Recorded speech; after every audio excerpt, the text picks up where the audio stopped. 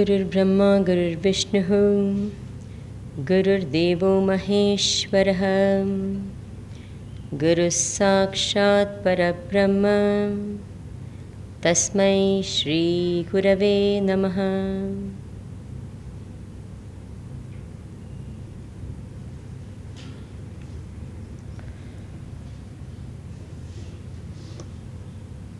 I have had the opportunity of attending a lot of management seminars as a speaker, as a listener, as a facilitator, etc.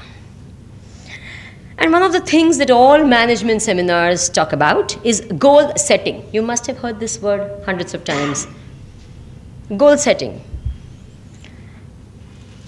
And there's another thing that they talk about a lot, and that is role playing. That's one of the techniques of management. Management students know, they make you do role play so that you know your role better. Now let's talk about these two factors with respect to the subject that I have been given. I've asked, and I've got this terrible habit. By the way, how many of you have heard me before? Just put up your hand so I know. Okay, fine. So I'm so happy that the majority of you have not heard me. For those of you who have not heard me, I have this very bad habit, which I should tell you about before I start, that I have this habit of asking questions.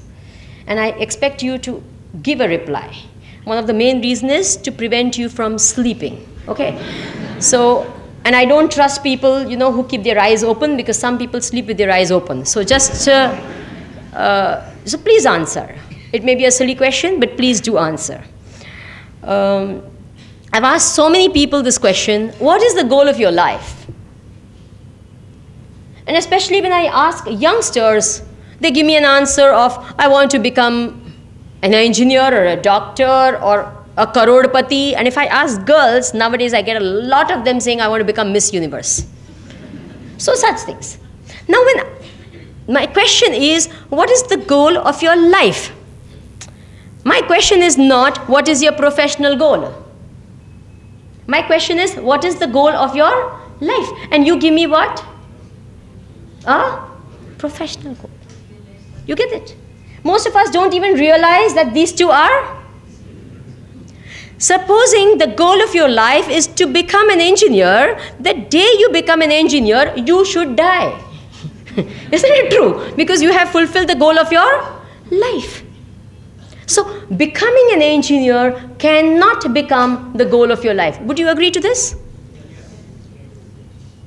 Now when you ask questions to people, what is the goal of your life? Goal setting, you should set goals. Okay, fine. A very simple question is, what do you want in life? Why do you come year after year to these lectures? What is the goal behind your coming for these talks? Swamiji, we learn a lot of things. Okay, have you really come to learn? Of course we have come to learn and listen to respected speakers. Really not so. Supposing the speakers used to bore you year after year, would you come here? Bolo. It is because you enjoy the talks that you come here. Is it true or not? So you have not come for knowledge, you have come for happiness. Do you agree?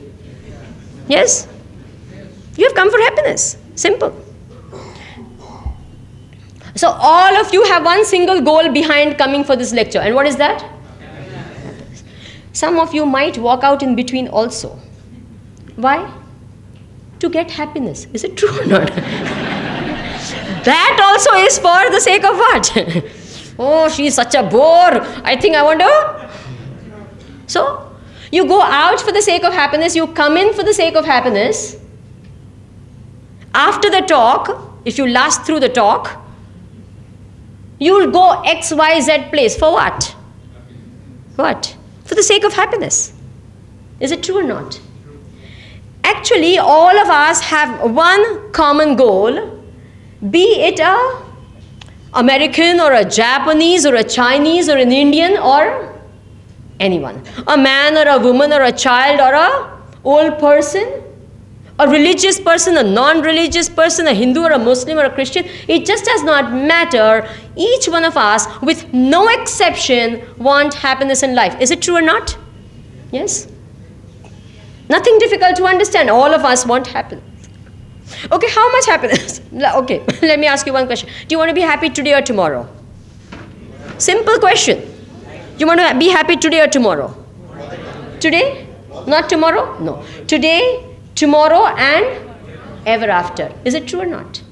So with no exception, all of us want eternal happiness, right? We are setting our goals right now. All of us, okay? Together.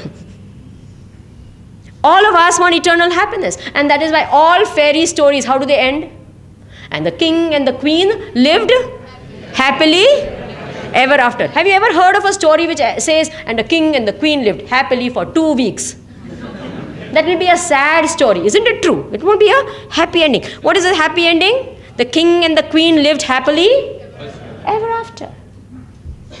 So all of us, with no exception, want eternal happiness. Agreed? Okay, how much happiness do you want? Swamiji, how can you quantify happiness? I can't say 2 kilos of happiness, 1 inch of happiness, or 12 miles of happiness. You can't. No. I would say, supposing in this place you are getting this much of happiness, and X place across the road, maybe you get this much of happiness, where will you go? I won't feel bad. Where will you go? Of course there. Here it is only. There it is. So we want maximum possible happiness. Do you agree? We want no limit to our happiness. Is it true or not? In fact, all of us, again with no exception, want infinite happiness. Okay? How much? Because we don't want any limit of any type, by anyone, under any circumstance. We want unconditional and infinite happiness. Agreed? Every one of us? Yes. That's the one common goal of everyone. Where is the goal setting required? You get it? Everyone has one goal. And what is that? You don't have to set it, it is there. When did you start wanting happiness? When you became 5 years old? 10? 25? 50? When? You are inborn with this desire for infinite and eternal happiness. Is it true or not? Yes? Strange thing is, can you imagine all of us from morning to night, from birth to death, are looking for this infinite and eternal happiness, right? And yet we keep searching. Can any one of us say we've never found happiness in our life? Any one of you can say that? I have never been happy in my life. No one can say, I have never been happy. All of you have tasted happiness, and yet you search for happiness. Why? It happens with me quite often. You know, I keep changing my house sometimes. You know, when I travel 7 days, I'm in this house 7 days. So I get up in the morning, and I don't know where I am. You know, for a second, you know, I have just to, where am I, you know? And then the first thing you search for is the watch. And then everyone has, you know, in their houses, switches in different places. So you sort of grope around, and then you find the switch, you find out what the time is. And once you find your watch, do you continue to search for it?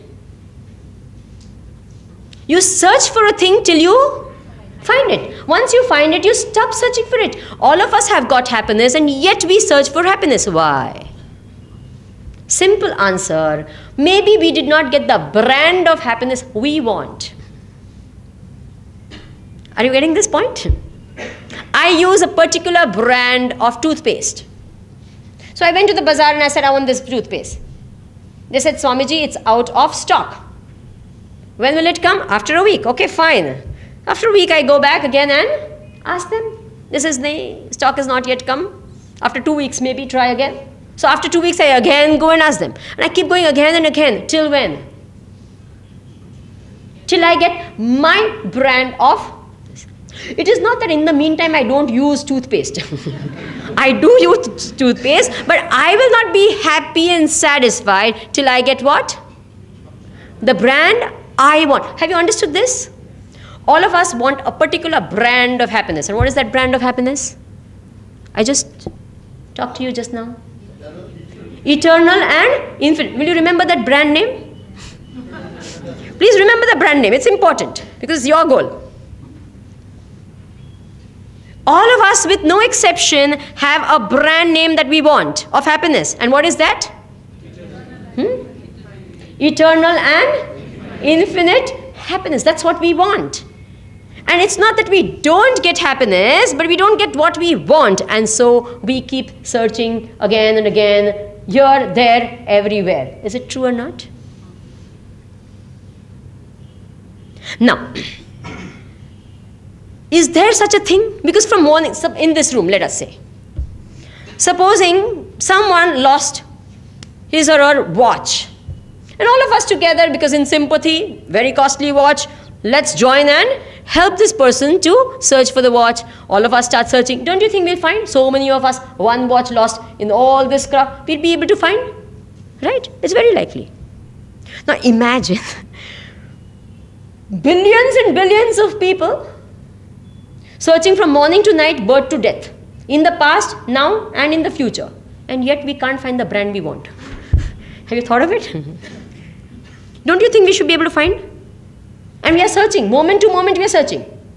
We never stop searching. Do you know, even when you change your position from one leg to the other, you are actually searching for happiness. Why? Because that is unhappy and that is why you want to get happiness. Right or wrong? Moment to moment. We are all searching, billions of us, throughout the world. Irresistibly. Unrelentlessly. Is it true or not? And yet we don't seem to find the brand we want. Why? Maybe we're searching in the wrong place. What? Maybe. We'll see. Maybe we're searching in the wrong place. You know what happened? There was an old lady living in a village. And she was searching for something in her veranda early in the morning. So someone, because village, people are very helpful to each other. What are you looking for? So she said, I'm searching for my needle. So immediately, so they started helping her to search for, and they couldn't find. 2-3 people were there and they just couldn't find it. Then they asked, okay, where did you lose it?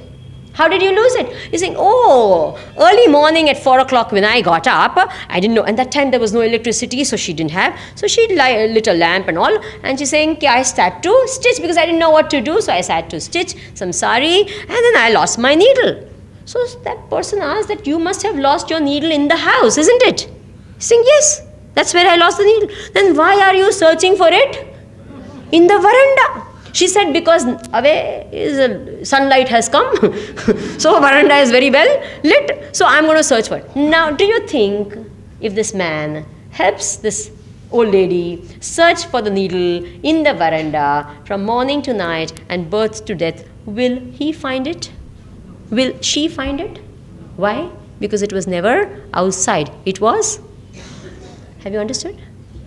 Where are we searching for happiness? Where? In relationships, is it true or not? You are the source of happiness. Without you, life is nothing. Sab andhera andhera hai. In relationships or in events, Diwali aavashe, Navratri. Is it true or not? We got the next big event, happiness. Navratri mein bahut maja aata hai. Is it true or not? So in events, in circumstances, or objects. If I get this, which is the latest car which is there right now? Which is the latest model?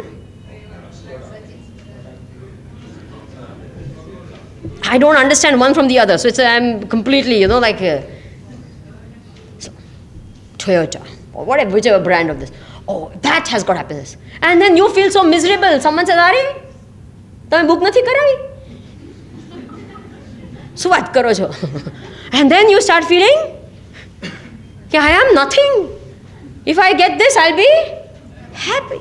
Have you got it? In objects, in relationships, in circumstances. Is it true or not? It's always outside. It's always outside. And now we'll do a little experiment, okay? You know, whether, what do you call it, rice is cooked, well cooked or not. How do you know? You pick up one grain and you, if this is well cooked, then the rest of it is cooked. If it's not cooked, then we say the whole thing is not cooked. Now we are going to do that. We'll pick up one object of the world and we'll find out. Does it have happiness? If it has, the rest of it has. If it doesn't have, maybe we'll extend the logic to other objects also. Are you with me? We have to keep asking because sometimes people switch off. We don't know. Now what happened? Sugar is sweet by nature, right? So if you eat sugar at 3 in the morning, how will it taste? Afternoon? Midnight? In China? In Europe? Irrespective of who you are, it tastes sweet, right? Because that's the very nature of sugar. Okay. Now we'll take up one object of the world and then we'll see what is its nature. Is it happiness or not? Okay. Now what should always we must take a eating object, you know, something khane ke liye. That because Gujaratis anyway love food. That is one of their greatest passions of life, I feel. Remember, I am a Gujarati. So, gulab jambu? No, I don't think. Gulab jambu? Shrikhand, Shrikhand. Chalo. Shrikhand. Mango Shrikhand. Mango season ma badhan kare Shrikhand જ ખવડાવે. કારણ કે they want to give you happiness, but you can't imagine what happens to me. Now, mango Shrikhand. What happens? It has happiness. You love it. And you know, the first spoon is heaven. And then, second time and third, and the whole bowl. And you know, our Gujarati Shrikhand is like cement. You know, it cements every part of your body and your stomach. You know, then after that, after you've really had 2 bowls of it, you can't move for 3 hours, you know. You're set for the next 3 hours. You can't, no movement, nothing, you know. So you have one bowl, and then you got great capacity, 3rd bowl. And after that, what happens? The 5th bowl is a positive source of unhappiness. Is it true or not? Forget happiness.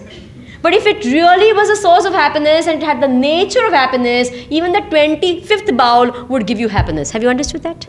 3 in the morning, you are woken up by someone because you want happiness, right? So you wake up.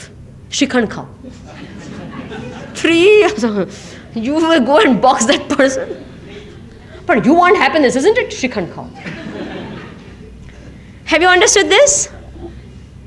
If that was the nature, you would get it under any circumstances, like sugar is sweet under any circumstance because it's a nature. Similarly, you can, in the place of Shrikhand, you can put any object, any relationship, however much you like your spouse or your child. At one time you say, "Bas karo mane ungwa do." Is it true or not? Right? Kal savare. I can't take you anymore. I want to sleep. Is it true or not?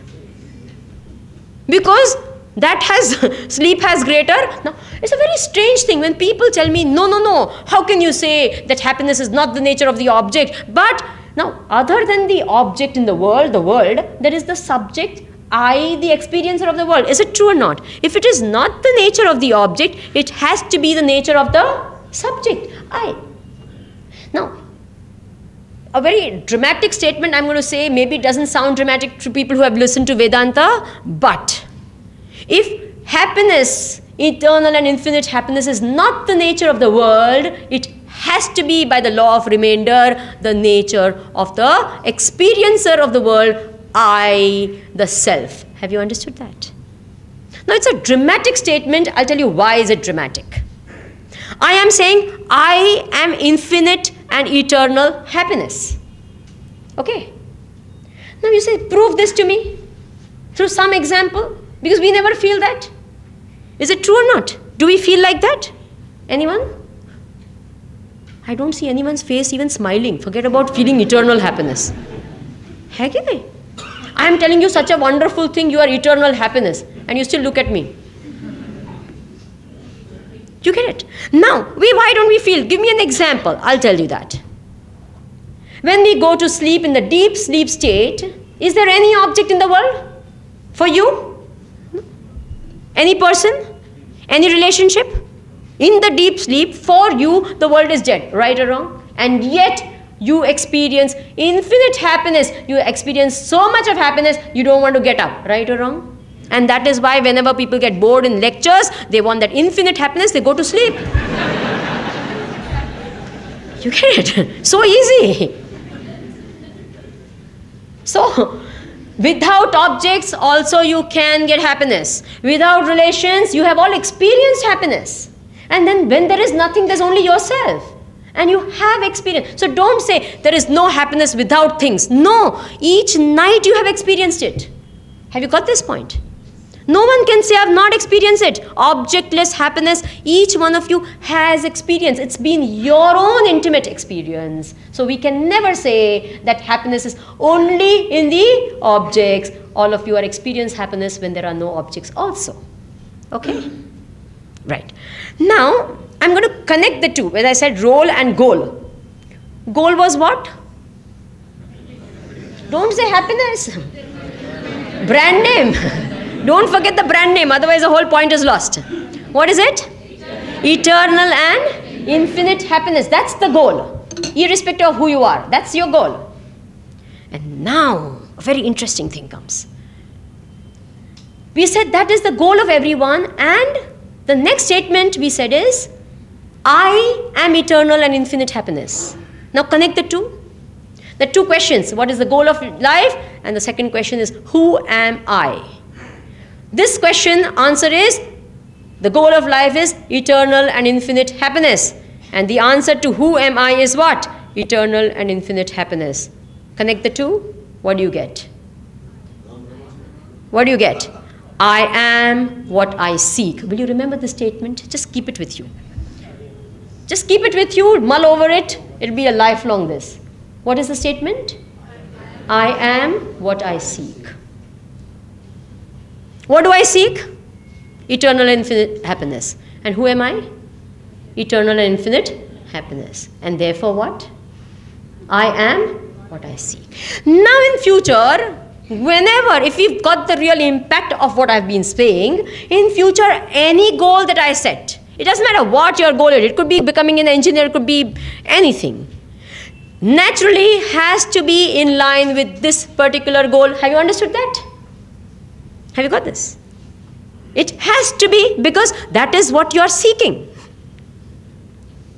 You are seeking what? Eternal and infinite happiness. You are seeking yourself. So anything in your life that you do has to take you towards this goal, because that is your ultimate goal. Have you got this point? Yes or no? I want to go today from here to, let's say, Delhi. Now what do? I must not take a flight to Chennai, right? Even if I take it to Jaipur, it's okay. Because it's on the way to... Have you got this? If I want to go to Delhi, that's my goal, ultimate goal. I should, what? Start walking towards somewhere north. Is it true or not? I can't start towards the south.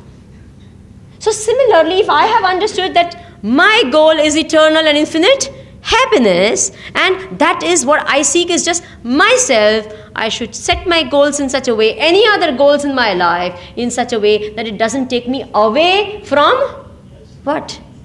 Either myself or eternal and infinite happiness. Have you got this? If it takes me away, I'm not going towards my goal. So easy to find out.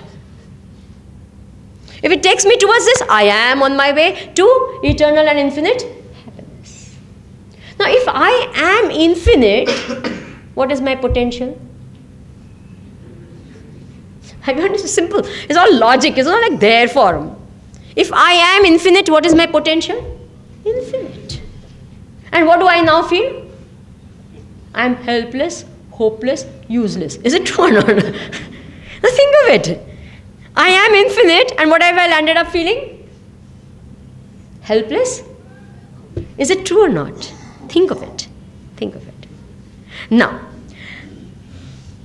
let me go a little, apparently it may seem that I'm going a little off track, but I want to, from these meditations about self-knowledge, please settle down fast. I'll give you 2 minutes, everyone settle down, wherever you have to.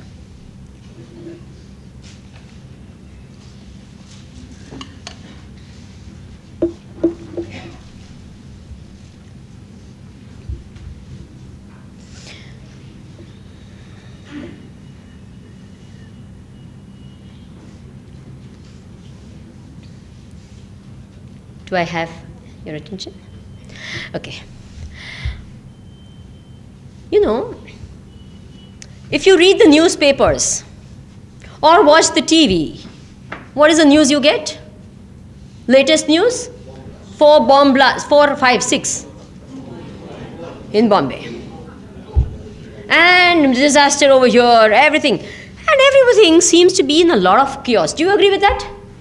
There seems to be a lot of chaos in the world, right? I was thinking one day when I sat down, I said, the world seems pretty much in a chaos and a mess. Do some of you feel like that? Yes? I said, this person who created the world didn't do a very good job of it. What a mess the whole thing is. Violence going on, confusions, and at an individual level there's so much of sorrow and grief and all, and then society has pains and countries have their own national, international, everywhere you see so much of this. So, and it's all chaotic. You don't know what's going to happen, when, how. It's all just a big, mess. So I thought that this creator didn't do a very good job. It was not a very, he doesn't know how to manage his things well, isn't it? He's the manager of the whole place, show, yeah? Right? So I said he didn't do his job well. And as I started thinking about it, a few home truths came to me, which I'd like to share with you. Beautiful facts. Who is called a good manager? Supposing, and please remember, don't think that only people who are in the management field need this knowledge. In your home, you have to manage your home affairs, isn't it? Your life, your relations, everything, finances. Each one of us has to be a manager, of so many things in life. So it's not that a person who is a CEO in a company only needs management skills. No, all of us need. Then, when I started thinking, I said, look, a manager is one. Supposing he makes a rule, companies, owners or managers or, the top people in a company, they make rules. And if they are followed completely, would it be good or not? Very good. Is a manager expected to be seen all the time? Yes. Is he called a good manager if he's seen 24 hours doing the things himself? He's called a good manager? Never. But whether he's there or not, things get done. Good manager? Do you agree? Laws are never broken. Good manager? Yes. Everyone follows them unconditionally without exception. Then a good manager? When I thought about all this, I realized God is a fantastic what? Manager. Why? Anyone seen him lately? You don't see him around like that, walking around, no? Tell me, which of nature's laws, which we know are God-made, not man-made, which of nature's law has been broken to date from innumerable years back to now? Which law? It's a law that fire burns and fire shall burn. Is it true or not? You throw something down, it will fall. If it goes up, that is also levitation. That's also a law created by him. Is it true or not? Not one law of nature has been broken to date from billions and billions and billions of years. Don't you think that's phenomenal? Bolo bhai. Yes. And he's never seen. And yet everyone follows his laws. Kya badhiya hai na? He's a fantastic manager. He's put it in the system itself so that the laws automatically get followed. He doesn't have to be Kuch nahi. Not seen, not there. But he is everywhere. You can't escape him. Supposing people know that he is not around, what happens? A normal. You know, everyone tells me, I have to go to my factory. I have to go to my, if I'm not there.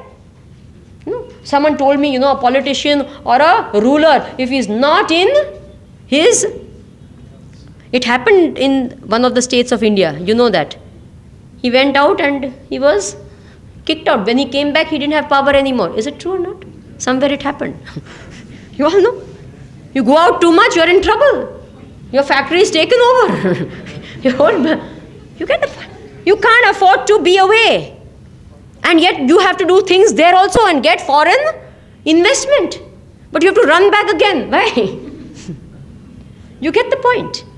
Whereas here is a person who's everywhere at the same time. So foreign investment also possible, everything, because he's there, here, everywhere. Are you understanding? What a fantastic man. Then I said, if he is such a fantastic manager, there are a lot of lessons I have to learn from him about life. Managing. Because what happened is that in my life, I started getting all of a sudden lots of responsibilities coming on me. I never went through any courses on IIM or nothing. You know, I was just like, and one by one, you know. And I had to, educate myself in this. And where would I go? I asked Bhagwan. I said, Bhagwan, teach me how to manage my life, manage so many things. And then, some of the wisdoms that I've got from Bhagwan, I shall share with you. The first thing I feel in life that we need to do is we need to learn how to manage ourselves. Bhagwan does that beautifully. Is it true or not? Is anyone required to manage Bhagwan? Bolo bhai. Anyone required? He manages himself beautifully. That's the first lesson you learn. No one required to manage him. And I'm telling you, the importance of this cannot be, overemphasized. The first thing we have to learn in life, whether we are managers, individuals, whatever role we have in our life, we have to learn how to manage ourselves. When we say manage ourselves, what do we have to manage? We have to manage our body, we have to manage our mind, we have to manage our intellect, our whole personality. Is it true or not? The first and the foremost. Haven't you heard in the recent history of the world, a great international leader who talks about peace between big countries and all, has to come in front of the country and say, I apologize for my bad behavior. Is it true? Yes. He wants to manage world affairs, but the fellow can't manage what? His own personal affairs. Haven't you seen this happening?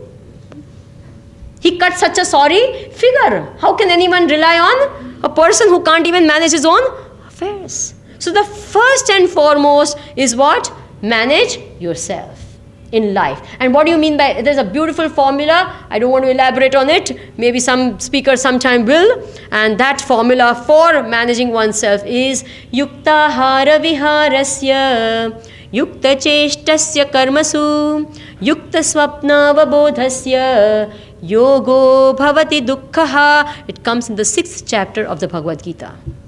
Everything in our life must be appropriate. The word is what? ठीक समय से जागना, ठीक समय से सोना, ठीक खाना, ठीक right entertainment, right what? Right amount. Sattvic entertainment, sattvic food, sattvic habits. One of the, there are so many things you can say in this because it's a whole like a whole Bhagavad Gita talking about it. But this one thing I would like to say, especially in the present day. They've done an experiment with rats, with monkeys and many such animals. They put the monkeys and they changed the sleeping habits of the monkeys, meaning whenever the monkey wanted to sleep, they kept him awake. Whenever he wanted to eat, they didn't give him, otherwise they gave him food, anything, you know, even the rats and this. And the first thing they found is the rats became violent, they became quarrelsome, they became irritable, and they became unwell. Have you got the point? Yes or no? Bhagwan has made human beings to keep awake in the daytime and sleep at night. Agreed? Yes or no? And what do? Tell me, what do we do? Life in Ahmedabad starts after 10 o'clock, right? And do it continuously over a period of time. What happens? You know, when I was young, we used to hear, you know, at the age of 60, he got a heart attack. And we said, "Arey, so young, got heart attack. 60 વર્ષ ન થયા અને heart attack. અરે બાપા, બહુ જ young હતા." Then we started hearing, what? At the age of 50. Then, bolo, 40. Then, 30s. Isn't it 30s? 15 may be a congenital problem, but otherwise we haven't you heard? IIT graduates, IMM karyu hoy, am karyu and super duper. What? The first thing they get is stomach ulcers. Haven't you heard of that? Any doctors in this? By 25, stomach ulcers. By 28, chest pain. 29, first heart attack. And in the first heart attack, they die. Is it true or not?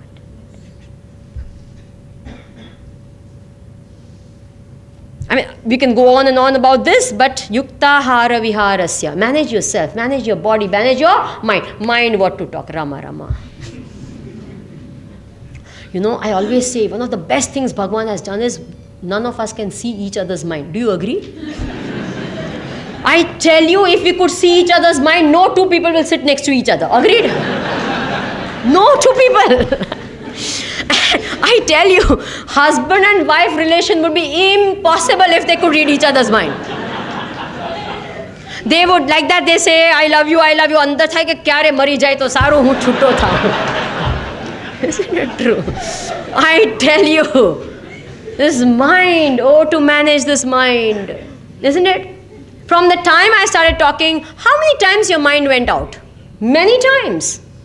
And some people's has gone out, not come back again. I'm sure. Happens. Oh, it's so difficult. I mean, you want to concentrate. You're trying to concentrate. And this speaker talks so loudly, you have to concentrate. Yet it goes out. Isn't it true? That's the thing. This mind is like that. To manage one's mind, if I can't manage my mind, how can I manage other things? It's difficult. My ideas, my concept, my imaginations. I mean, if I don't know how this thing works. See, many times, you know, people, no one unfortunately teaches us how to think. No one. Isn't it true? No one teaches us how to think. You say, Swamiji, what are you talking? From my childhood I've been thinking. Yes, thinking happens. We don't do thinking. You see the difference between the two? One is thinking happens. Any thought comes anytime, anyhow, anywhere. Is it true or not? What you don't want to think keeps coming. And what you want to think, is it true or not? So therefore, we have to learn how to think first. And this thinking the ability to think should be such that it gets us out of problems, not into problems. Majority of the time, our own thinking gets us into problems. This is lovely little story that I heard about. This man staring, you know, there was a village pond. And he kept staring into the village pond, and there were lots of buffaloes over there. 15 days from morning to night, he would come and stare at the buffaloes. People used to wonder, what's he doing? He just stared at the buffaloes. And on the 16th day, the people of that village found a very funny scene. You know, like human beings have hairstyles, buffaloes have horn styles. You've seen, no? Like we have also different type of hair, and there's buffaloes also, some go straight down, some go out. Haven't you seen the various horn styles? So this particular buffalo had horns which went up like that, curled up. So they found this young boy fixed between the horns of the buffalo. A very funny scene. The buffalo is running for its life because it doesn't know why this weight on my head and what's happening. So it's running. And this boy is screaming and saying, "Bachao, save me, save me." So the people of the village, they caught hold of the buffalo somehow, pulled this young man out, and they asked him, "How did you ever manage to get into this funny position? I mean, didn't you think about it? How could you get into this?" He says, "What do you think? I did not think. For the past 15 days, I've been thinking how to get out of the horns of the buffalo. So we think and get into trouble. Is it true or not? Bolo. Most of our troubles is because of wrong thinking or incomplete thinking or no thinking. 3 things. Either no think. How many people say, "Hey, मैं तो विचारत न तो करियो." तो केम ना करियो? Who stopped you? हाँ, तो वो विचारत ना आवियो. केम ना आवियो? Or else, I didn't think enough. I thought, getting married was just, we will go for a honeymoon, we'll make a house, we'll get children. I didn't know that all this was involved. Why didn't you think enough? Are you getting it? How don't people say all these funny things? Incomplete thinking. Either no thinking and things we should think about, they don't think. I asked someone, "Why did you get married?" He says, "I didn't, I didn't get married. It happened." I said, "It happened? Kya hota hai? What does this happen?" Funny. It happened. Then I became a mother. It happened. What do you mean happened? You should think about motherhood. Think about what it means to be a mother, be a father. What are the responsibilities involved? How should I be a better mother? Is it true or not? Na, we just somehow ad hoc thinking and life goes on. And therefore, this mind intellect also, that is called managing oneself. The second thing I've learned from Bhagwan is managing others. It's a very beautiful thing, which I'll just elaborate for a little time, is managing others as yourself. Bhagwan does that. How does Bhagwan manage others? He manages others as himself. Let me explain this to you. This is a lesson I've learned from him. You have a body, and in the body there are various parts. Each part has its own specific place and all, right? Now, in each of these parts of the body, what is the feeling? One common feeling. It is me. Is it true or not? Each part, I have the feeling what? This is me, this is me, this is me. For each of this part of my body, the feeling is very equally distributed that this is me. Isn't it true? I never feel this is more me than this. Do I feel that? Every part of the body is what? So a leg ache is what? Eye pain, isn't it? You don't say down south something is paining. You get it? Something down south is paining. What do I have to do up north? It is legs problem. Not? Did you say that? It's my problem. Have you got this beautiful concept? How to manage others? As what? As yourself. Pain anywhere is pain too. Joy anywhere is joy too. Now from this human body, which is one of the best creations of Bhagavan, I have learned a lot of lessons on management, on life. See, in this body, position is all different of everything. Function is different, right? This is different function. As I said, there is equal love of everyone. And because of this identification as my, there is unconditional seva of everyone. Let me explain this to you. You must have bit your tongue sometime or the other in your life. What did you do? After biting your tongue, did you go to the dentist and say, "Badhan kadi nakho"? Akho. Take out the whole thing. Why? Unprovoked attack. How dare? No. Then the same tongue, when something goes in your teeth and gets fixed up, what do? It goes. Is it true or not? It serves. Why? Because that is also me, this is also me. Have you got it? I don't say, I don't forgive you. I don't recognize you, I hate you. No. You are so fat, I hate you. You are so beautiful and thin, I love you. Does it happen? You love each part of your body equally. You serve each part of your body equally. Isn't it? And you never get tired of serving. Why? Because it's me. Bhagwan never gets tired of serving mankind. Why? Why? Because he loves us as our own self, as his own self. For him, he and we are not different. Can you imagine? So if a manager, supposing there's a company and there's a feeling, this is me. Every person in the company, in a family, every person feels this is what? Me.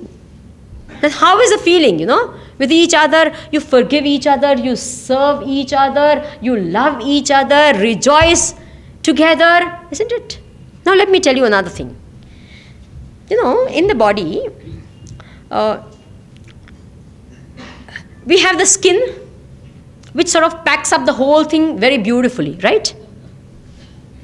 And keeps everything in place. Or everything is like held together, nicely packed, well covered, everything. Now, if that is injured in some way, you do bleed, it does pain, etc. But there is some system within.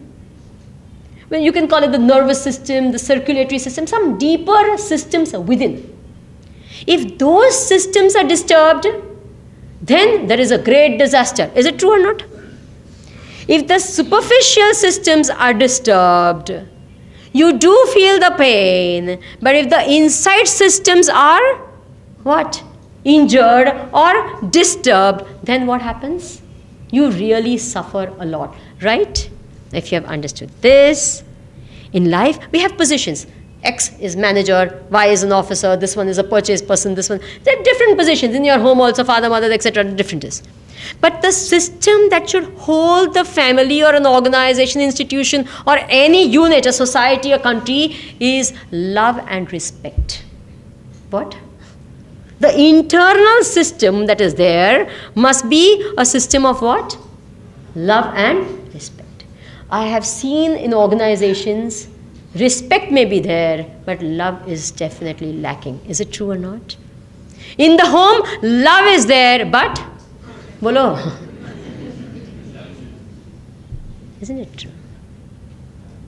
A system doesn't work without both. Let me give you an example. Sometimes you say, we love our children. We love our children, we don't respect our children. Let me explain what I mean by that. I very often get very emotional about this because I feel a lot for children. No one understands the dignity of childhood. What? What? There is a childhood. There is a child has a right to be a child and must be a child. Agreed? Bolo. We don't want him to be a child, unfortunate. If a child is childish, we say, Asu badu kare chhe. Avu karwano? Don't we say that? Bolo. So child has no right to be a what? Child. When you don't give a right and a respect and allow a child to be a child, the same child becomes, because he's never allowed, when he grows old, becomes childish, and that's terrible. I'll give you examples. Why? Because he never had a chance to be a, and the present day children are all like that. Like a nodaya. Too over smart. Haven't you noticed that? Then they become old, and I remember they go to these clubs and they play a game called, what's it called? Housey. Two fat ladies, 88. Takak. I think we played this when we were.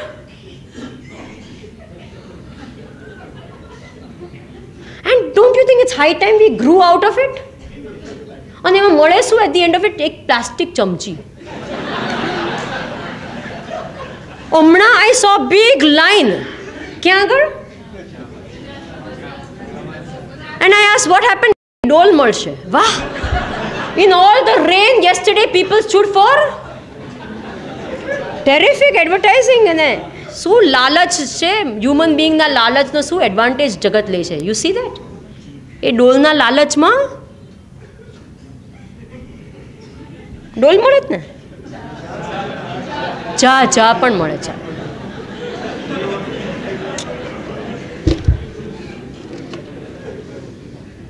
So what I'm trying to tell you is, We need to respect. If we don't allow a child to be a child, when will he be a child? Similarly, an adult, everyone needs to have these are all minor things that I talk about, but it's important. So, manage others as yourself. Learn lessons like that. And I would give you one last this. And a very, very important this is that we should allow others to manage themselves. Let me explain this point. First is what? Manage yourself. Then manage others as yourself. And the last is allow others to manage themselves. See, when we have, how often do we interfere in the life of others where we should not or need not? And that is when, so many of these managers, when they give their management seminars, they say, look, you don't have to, when one post is there and then you rise to another post, very often managers do the work of this post and this post. They don't leave that. They say they carry the chair with them. That is the management language they use. What? They carry the chair with them. Or they interfere for no reason. I'll just give the example of home. How often do we find children saying, just give me space, allow me to just be? Is it true or not? Because why? We have encroached on their right to be themselves.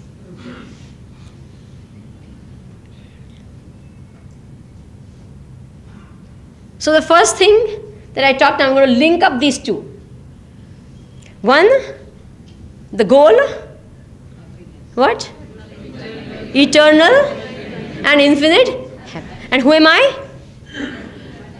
Eternal and infinite happiness. So therefore, I am what I seek. If I have understood that I am infinite, I must also understand I have infinite potential. And infinite potential to make myself unhappy also and happy also. I have infinite potential in me and I must use it to manage myself and manage others as myself and allow others to manage themselves. In this whole picture, we have to keep one factor in mind, because there's another thing which a lot of people say, I want success. Because so many times when you tell them you want happiness, your goal is happiness, they don't appreciate it. But if you say in the language of success, then they say, yes, that is what I want. Is it true or not? You ask a young man, what do you want, happiness or success? What will he say? What will he say? He thinks happiness is something that is by the by and success is a goal. Is it true or not? Unfortunately, he doesn't understand that happiness and success are same. Now, let me talk in the language of success so that you understand what is success and what is the type of success that you must seek. Basically, it's the same thing as eternal and infinite happiness, but I'm talking a different language, especially since I see a lot of youngsters around. This is one of my favorite stories. There was a tree, a big, huge trunk, an old 100-year-old tree. A creeper grew on top of it, and it grew so fast. In a matter of a month, the creeper reached the very top of the tree, which was very high. It's a 100-year-old tree, well spread, and the creeper has grown. The season has come, lots of rains, and the creeper has grown right till the top. The creeper looks at the old tree and says, my dear tree, how long did it take you to grow to this height? 100 years it took me. The creeper looks at it contemptuously and said, look, in a matter of a month, I grew as high as you are. What's the big thing you have achieved? The wise old tree said, my dear, in this 100 years of my experience of my life, you are the 100th creeper who has reached the top. Have you understood? All youngsters? Yes? What type of success do you want? The creeper success or the tree's success? Have you understood this? I am telling you the majority youngsters these days want what type of success? Creeper success. And what happens after a season? Is it true or not? Either they are burnt out, as the word goes, or they are nowhere. Please remember, in our clamor for success, we become like creepers, superficial, show ourselves very bright and smart, but have nothing, no pith and substance. Which makes me again, a thing I'm pretty passionate about is smartness and goodness. I've repeated this many times and I never get tired of repeating. I ask you this question, what do you want your children to be, smart or good? Good or smart? When I'm here, you'll say good. But you want them to be both, isn't it true? You want your children to be smart and good. Now, the strange part of the whole thing is you want your children to be smart with others, but good to you. Is it true or not? Think of it. Think of it. You want your children to be smart with others, but... And if they act smart with you, what do you say? Tari ushari mari sathe nahi chalata. Don't act smart with me. You want to act smart, you act smart with your friends, okay? Husband and wife पर नहीं कहता. Office में तुम्हारी होशियारी चले, घर में नहीं જોઈએ. Don't act smart. Don't we say that? So at the end of the day, what do we want? Do we want smartness or do we want goodness? We want goodness. And yet, we give respect to smartness alone. Is it true or not? Have you noticed it? If you give value and if you give respect to something, that is what you will cultivate. And that is what you will become. The creeper is mighty smart because in a month's time it can grow, what? So high. The old tree is good. It supports everyone that grows on it. Is it true? It hides itself, but it remains, but the creeper disappears. Have you understood? Goodness remains. Smartness has no value. After some time, you get sick of smartness. Is it true or not? You marry a person because that person is smart. And then when you have to live with smartness, you say, bye-bye, she's too smart. Isn't it true? Are you getting my point? So please understand, even success. What we are striving for all the time is smartness, right? In terms, you must become smart, then you'll become successful. So there are people who train you how to talk English. Accent. Right accent. Impressive. And I'm telling you all are also impressed by my English. So sad. That's nothing. I can be a cruel person in heart. I can talk smart. But then, unfortunately in the world, smartness is respected. Goodness is not. Goodness cannot be seen. Many times it's not seen. It's not experienced. Smartness is. Have you got this? Please remember. You'll be shown. You can see smartness and you say, "Arey, kya smart hai?" But smart hi hai aur kuch nahi hai. Please remember, these are all related. Goodness gives you happiness. Smartness could make you cunning. Sometimes smartness could come in your way of happiness. I'm not saying always it does, but sometimes it can. It can come in your way of happiness and it will prevent you from being really happy. So be careful. Because at the end of the day, what do we want? Eternal and infinite happiness. Never forget that. Never forget that. And therefore, and then how should this be in life? How should all this process of getting, being good, living a good life, managing our mind well, managing others well, how should it become? I'll end with this lovely little story, which is again one of my favorites. A young man was standing on a riverbank. He's watching this beautiful river, greenery all around him, and then he sees a waterfall. And it's a beautiful sight, scenic. He's watching the water falling and the river flowing and everything. And as he was watching, he saw an old man on the top of the waterfall and he fell. And he was getting swept away in the river. He was so shocked, says surely he would have died.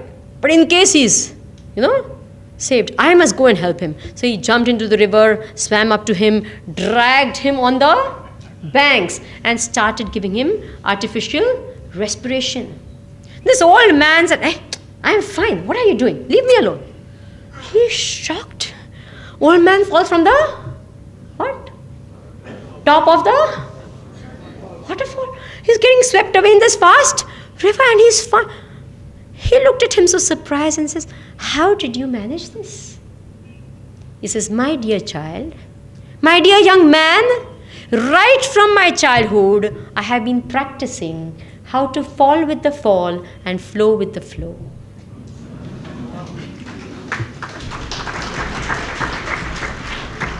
This is what each one of us has to learn. Managing ourselves, managing others has to become this easy, this effortless, that it just happens. You fall with the fall and you flow with the flow, and naturally such a river will reach the infinite ocean of bliss and happiness. Thank you all very much. Hari Om.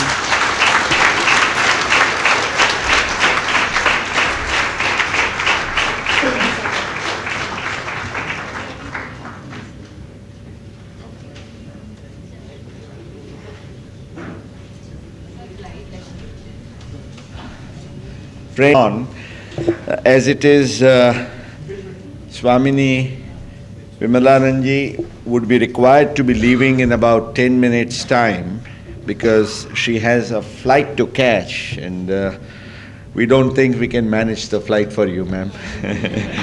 You will have to leave because the flight is on time. But there are questions for you, and maybe you would like to take them before Mahendra Bhai wraps up the proceedings. I think they can come straight from the audience. Stand up and shout. Yes? No, just say it loud.